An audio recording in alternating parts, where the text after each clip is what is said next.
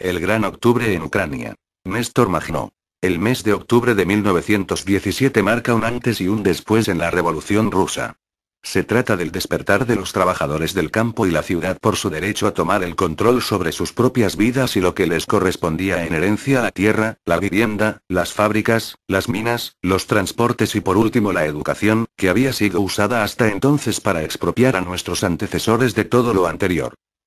Sin embargo, seríamos estrechos de miras si viéramos todo el contenido de la Revolución Rusa concentrado en octubre. En realidad, se incubó en los meses precedentes, período durante el cual los trabajadores del campo y la ciudad tomaron conciencia.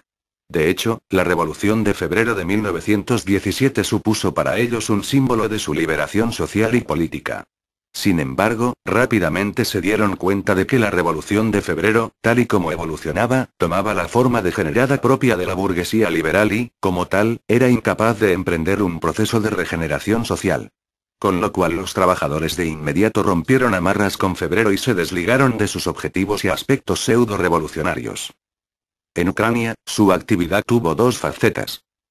Por un lado, el proletariado urbano, debido tanto a la escasa influencia de los anarquistas como a la falta de información sobre los programas políticos reales en relación a los problemas internos del país, consideró que aupar a los bolcheviques al poder constituía una medida inmediata e imprescindible para la continuidad de la revolución, si quería vencerse a la conjunción de los socialrevolucionarios con la burguesía.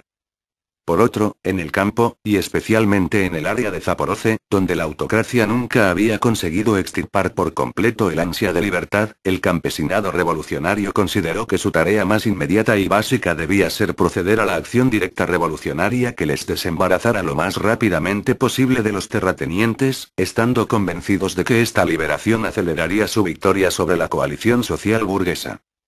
Esta es la razón por la que los campesinos ucranianos pasaron a la ofensiva, apoderándose del armamento de la burguesía, particularmente en ocasión de la marcha sobre Petrogrado del general golpista Kornilov en agosto de 1917 y negándose después a pagar el segundo impuesto anual a los grandes terratenientes y kulaks. De hecho, los agentes de la coalición intentaron arrebatar la tierra a los campesinos y devolvérsela a los propietarios, alegando la necesidad de mantener el status quo hasta la convocatoria de una asamblea constituyente que decidiría sobre el particular. Los campesinos entonces se levantaron y se incautaron de las fincas y los bienes de los kulaks, los monasterios y el Estado. Una vez que hacían esto, elegían comités locales para gestionarlos, cuidando también la coordinación entre las diversas aldeas y villas. Un anarquismo instintivo guiaba sin duda los planes del campesinado de Ucrania, que daba rienda suelta a su indisimulado odio a toda autoridad estatal, un sentimiento acompañado de una clara voluntad emancipadora. Esta última es muy fuerte entre los campesinos. Suele reducirse a, en primer lugar, prescindir de las autoridades burguesas como la policía, los magistrados enviados por las autoridades centrales. Esto se puso en práctica en muchas regiones de Ucrania. Hay montones de ejemplos de cómo los campesinos de Ekaterinoslav, Gerson, Poltava, Kharkov y la zona de Tavripol echaron a la policía de sus pueblos o les negaron el derecho a arrestar a nadie sin el visto bueno de los comités campesinos y las asambleas vecinales.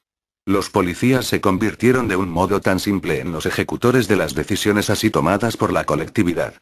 No pasó mucho tiempo sin que los magistrados fueran reducidos a tareas similares.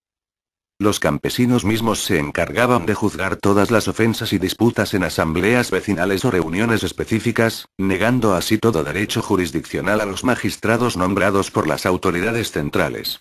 Estos magistrados a veces contaban con tan poco aprecio que tenían que huir o esconderse. Tal acercamiento de los campesinos a sus derechos individuales y sociales les inclinó a temer que el lema "todo el poder para los soviets" se convirtiera en todo el poder para el Estado. Este miedo fue quizás menos evidente entre el proletariado urbano, que se hallaba más bajo la influencia de los socialdemócratas y bolcheviques. Para los campesinos, el poder de los soviets locales significaba la conversión de estos organismos en unidades territoriales autónomas, sobre la base de la asociación revolucionaria y la autogestión socioeconómica de los trabajadores, con la vista puesta en la construcción de una nueva sociedad. Equiparando tal construcción con ese lema, los campesinos lo aplicaron literalmente, extendiéndolo y defendiéndolo frente a las intromisiones de los socialdemócratas de derecha, los cadetes liberales y los contrarrevolucionarios monárquicos. No había comenzado aún octubre cuando los campesinos empuñaron las armas en muchas regiones para negarse a pagar las rentas agrícolas a los kulaks y habiendo expropiado sus tierras y bienes poniéndolos bajo el control de la colectividad, enviaron delegados al proletariado urbano para llegar a algún acuerdo con ellos relativo a la incautación de las fábricas y demás empresas, con el objetivo de establecer con ellos relaciones fraternas y, conjuntamente, construir la nueva sociedad de los trabajadores libres. En este momento, la aplicación práctica de las ideas del Gran Octubre no había sido aún promovida por aquellos que más tarde la suscribirían, los bolcheviques y los socialrevolucionarios de izquierda. Por el contrario, había sido criticada crudamente por sus grupos, organizaciones y comités centrales. Por otra parte, por lo que respecta a los campesinos, el Gran Octubre y especialmente el papel que se le ha conferido en la cronología política, les parecía más bien un capítulo que hacía tiempo habían superado. Durante los acontecimientos de octubre, el proletariado de Petrogrado, Moscú y otras grandes ciudades, así como los soldados y campesinos de los pueblos cercanos a ellas, bajo la influencia de los anarquistas, los bolcheviques y los socialrevolucionarios de izquierda, se limitaron a regularizar y dar una articulación política más precisa a aquello que el campesinado revolucionario de muchas áreas de Ucrania había comenzado a hacer desde el mes de agosto y disfrutaron de unas condiciones altamente favorables contando, como era ahora el caso, con el apoyo del proletariado urbano. Las repercusiones de la versión proletaria de octubre llegaron a Ucrania mes y medio más tarde. La intención oculta fue evidente tan pronto como empezaron a llegar los llamamientos de los delegados de los soviets y los partidos, tras los cuales vinieron los decretos del comisariado de los soviets del pueblo, al que los campesinos de Ucrania hicieron oídos sordos, por no haber tomado parte de modo alguno en sus decisiones. Fue entonces cuando grupos de guardias rojos se presentaron en Ucrania, procedentes en su mayoría de Rusia, atacando los pueblos y centros de comunicaciones controlados por los cosacos del Consejo Central de Ucrania. Este estaba tan infectado de chauvinismo que no era capaz de comprender que la población trabajadora del país podía relacionarse con sus hermanos de Rusia ni, sobre todo, apreciar el espíritu revolucionario ampliamente extendido entre el pueblo trabajador que estaba dispuesto a luchar por su independencia política y social.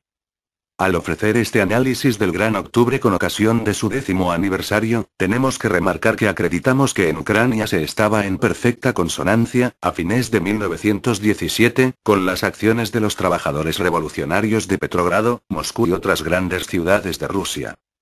Al tiempo que damos nota de la fe y el entusiasmo revolucionario desplegado por los campesinos de Ucrania desde mucho antes de octubre, tenemos en alta consideración la determinación y el vigor demostrado por los trabajadores, campesinos y soldados rusos durante los acontecimientos de octubre.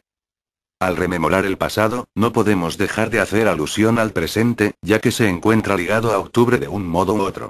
También, no podemos por menos que expresar nuestra profunda pena ante el hecho de que, tras 10 años, las ideas expresadas en octubre sean aún motivo de irritación para la misma gente que tiene el poder y gobierna en Rusia en nombre de esas mismas ideas. Expresamos nuestra entristecida solidaridad a aquellos que lucharon por el triunfo de octubre y hoy se pudren en los presidios y los campos de concentración. Sus sufrimientos bajo la tortura y el hambre han llegado hasta nosotros y nos llevan a sentir una profunda pena ante este 10º aniversario de octubre, en lugar de alegría. Es nuestro deber revolucionario alzar nuestras voces una vez más para gritar sobre las fronteras de la URSS: dad a los hijos de octubre su libertad, devolvedles su derecho a organizarse y propagar sus ideas. En ausencia de libertad y derechos para los trabajadores y los militantes revolucionarios, la URSS está aplastando y conduciendo a la muerte a lo mejor de sí misma. Sus enemigos están complacidos por ello y se están preparando mundialmente para, por todos los medios, extirpar la revolución y, con ella, a la URSS.